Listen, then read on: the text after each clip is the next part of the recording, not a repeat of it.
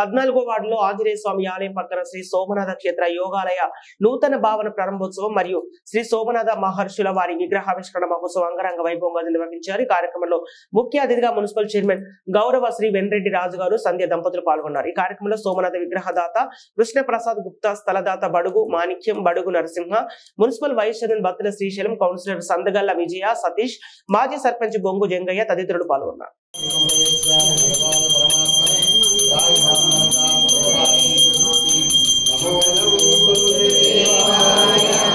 Mahani